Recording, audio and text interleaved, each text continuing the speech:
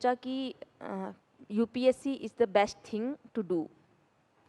और मैं आप सबसे एक बात शेयर करना चाहती हूँ। जब मैंने ये स्टार्ट किया था तो मुझे नहीं पता था कि आईएएस सच में क्या होता है, उसके पास कितनी पावर्स होती हैं एंड व्हाट आर और these things. Finally my husband also supported me. उन्होंने बोला कि ठीक है, तुम सिविल्स के लिए प्रिपेयर करना चाहती हो। हालांकि मेरे सामने काफ़ी चैलेंजेस थे उस टाइम, बिकॉज़ एक तो मुझे पढ़ाई छोड़े हुए काफ़ी टाइम हो गया था। तो मैं बहुत अनअवेयर थी कि ना सिर्फ करंट अफेयर्स से, बल्कि एक 5-6 साल के गैप के बाद दोबारा पढ़ाई छोड़ के दोबारा स्टार्ट करना एक बहुत बड़ा चैलेंज था अपने आप में। सो आई थॉट कि नहीं, I made first of all it was important कि मैं अपना माइंड मेकअप करूं कि नहीं, सिविल्स के लिए प्रिपेयर करना है। बिकॉज बिना विल पावर और डिटर्मिनेशन के ये जर्नी बहुत लंबी थी और बहुत मुश्किल थी। तो फाइनली मैंने सबसे पहले अपना माइंड मेकअप किया कि नहीं, मुझे जाना है, अब सिविल्स में ही जाना है। इसके अलावा मैंने कोई और फॉर्म फिल नहीं किया और कुछ नहीं। मैंने कहा कि मुझे होल अपना पूरा टाइम इसी के लिए देना है, सब कुछ इसी के लिए करना है। मेरा अभी एक 5 साल का बेटा है, तो मेरी फैमिली रिस्पॉन्सिबिलिटीज़ भी इक्वल ही थी कि मुझे अपनी फैमिली को भी टाइम देना है। दूसरा, मैं हरियाणा से हूँ, तो एक जॉइंट फैमिली में रहती हूँ, तो अपनी फैमिली, इन लॉज, अपने पेरेंट्स, अपने छोटे बहन भाई, अपने हस्बैंड, सबकी तरफ मेरी जिम्मेदारियाँ थी जो भी मुझे निभानी थी, जिनसे मैं बैक ऑफ नहीं कर सकती थी। सो देर वर मैनी चैलेंजेस। तो इसके लिए मैंने सबसे पहले आई केम टू दिल्ली। मैंने कुछ कोचिंग इंस्टीट्यूट्स में आई विजिटेड कि बिकॉज बिना कोचिंग के बहुत मुश्किल लग रहा था कि नहीं हो पाएगा। तो सबसे पहले पता तो हो कि करना क्या है, एक स्ट्रैटेजी होगी तभी तो हम उसको फॉलो कर पाएंगे। इसके लिए मैं कुछ कोचिंग इंस्टीट्यूट्स में गई। वहाँ पे मैंने देखा कि फ़ीस बहुत ज़्यादा थी। दूसरा, जनरली बैचेस बहुत बड़े थे। तो मेरा हमेशा से एक माइंड में था कि जहाँ पे एटलीस्ट आपके डाउट्स हैं वो एड्रेस हो सकें, आपको एक थोड़ी सी पर्सनल अटेंशन मिल सके अगर आपके डाउट्स हैं, या आप कुछ क्लैरिफाई करना चाहते हो टीचर से, तो अगर वो केसेस सॉल्व हो सकें तो ज़्यादा बेहतर रहेगा। तीसरा, मैं डेली बेसिस पे आ नहीं सकती थी, बिकॉज़ मैं मानेसर में रहती हूँ। वहाँ से अराउंड 2 आवर्स 15 मिनट्स के आसपास मुझे टाइम लगता था वन साइड जर्नी यहाँ पर करोल बाग आने में। तो that was a limitation also. So finally I visited Byju's at that time. वहाँ पे वीकेंड बैच में मैंने एडमिशन लिया। 4 मंथ्स के लिए मैंने वीकेंड पे क्लासेस अटेंड की। एंड आई वुड से कि it help me in one way कि एक तो मेरा पीयर ग्रुप बन गया, कुछ फ्रेंड्स बन गए जिनको मैं बाद में अपनी प्रेपरेशन जर्नी के ड्यूरिंग अप्रोच कर सकती थी।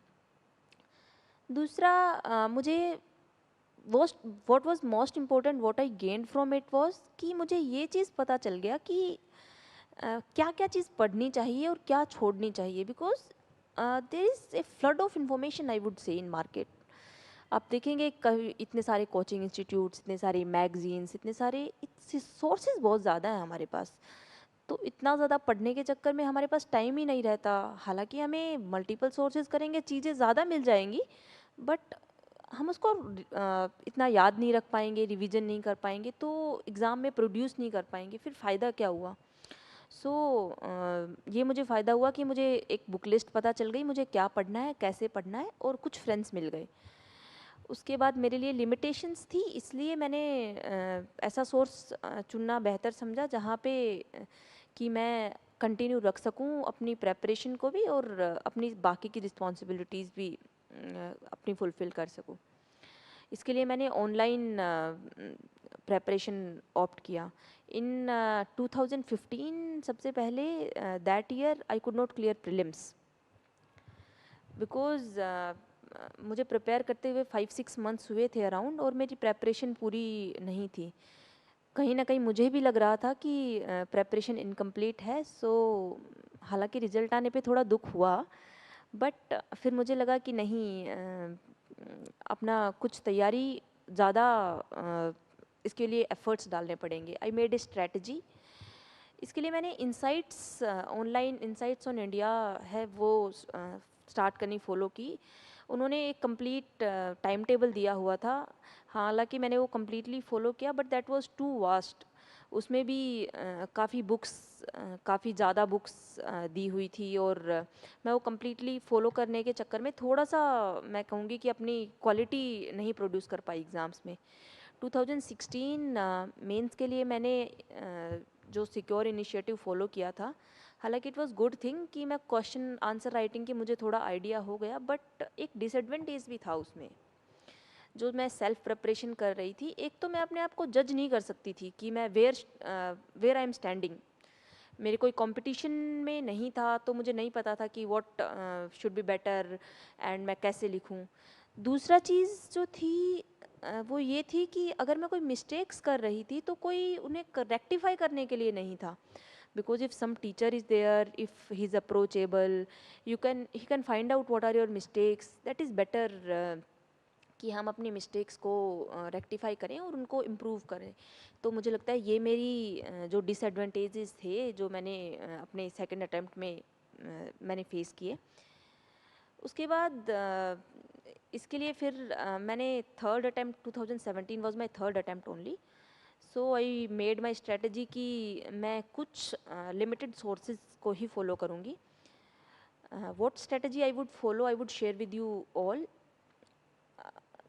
इसके लिए all there are 3 exams, 3 stages in exam, and I would say कि तीनों स्टेजेस के लिए strategy is little different. For me, what I worked, first of all, I would request you, whatever I am saying, don't follow it blindly, because हर किसी के लिए अपनी limitations होती हैं, अपनी स्ट्रेंथ्स क्या हैं उन्हें ज़्यादा बेटर तरीके से पता होता है। So whatever you like from it, you like it, you take it and you follow it. So सबसे पहले प्रिलिम्स के लिए मैं कहूँगी कि बेसिक बुक्स पढ़ना मोस्ट इम्पॉर्टेंट है। फॉर एग्ज़ाम्पल पॉलिटी लक्ष्मीकांत, मैंने अराउंड पॉलिटी की बुक को 12 से 14 बार रिवाइज़ किया होगा। And friends, I am telling you कि जितनी बार भी मैंने इस बुक को पढ़ा, every time there was a new thing which I didn't notice last time. हर बार मुझे उसमें कुछ नया मिला। सच्ची बोलूँ तो मैं 4-5 बार पढ़ने के बाद तो मुझे बुक समझ आई थी कि इसमें क्या लिखा हुआ है, कि जो कहते हैं एक्चुअली में अंडरस्टैंडिंग होने स्टार्ट हुई थी।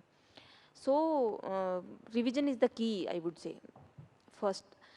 दूसरा, जो हमारे सोर्सेज हैं हम अपने लिमिटेड सेलेक्ट, वाइजली सेलेक्ट करें। For example I would share my book list with you all, कि मैंने जो बुक लिस्ट फॉलो की थी। So most important is, first is clarity, and second is organized, how organized you are, and third is I would say make make smaller goals, कि मुझे आज अपने ये टॉपिक्स कंप्लीट करने हैं, इतना इस सब्जेक्ट में मुझे ये यहाँ तक कंप्लीट करना है, ये रिवाइज़ करना है, और ये मेरी मिस्टेक्स थी जो मुझे नहीं नेक्स्ट टाइम पे नहीं होनी चाहिए।